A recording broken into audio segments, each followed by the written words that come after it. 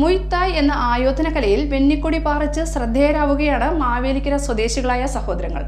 മാവേലിക്കര പടിഞ്ഞാറേനട കോളാറ്റ് മുരുകൻ അജ്ന ദമ്പതികളുടെ മക്കളായ 7 വയസ്സുകാരൻ അഥർവ് മുരുകനും 11 വയസ്സുകാരനായ അഭിമന്യു മുരുകനുമാണ് നാടിന് അഭിമാനമാകുന്നത്. ആയോധന കലയിൽ വെന്നിക്കൊടി പാറിച്ച് സ്വർണ്ണ മെഡൽ നേട്ടത്തിൽ ശ്രദ്ധേയരാകുകയാണ് ഈ സഹോദരങ്ങൾ. മാവേലിക്കര പടിഞ്ഞാറേനട കോളാറ്റ് മുരുകൻ അഞ്ജന ദമ്പതികളുടെ മക്കളായ 7 വയസ്സുകാരൻ അഥർവ് മുരുകനും 11 വയസ്സുകാരനായ അഭിമന്യു മുരുകനുമാണ് നാടിന്റെ അഭിമാനമാകുന്നത്.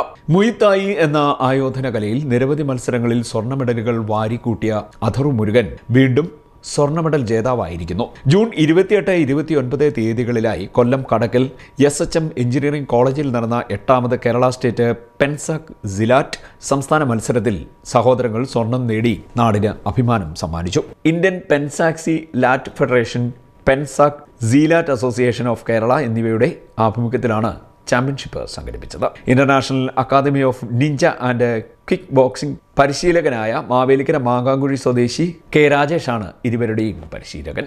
സംസ്ഥാന secretary SK Shaji, Indian pencak silat federation CEO Muhammad Iqbal, സംസ്ഥാന പ്രസിഡന്റ് വണ്ടിത്തടം മധു എന്നിവർ സ്വീകരണത്തിന് നേതൃത്വം നൽകി. CDNet news, Kayamkulam.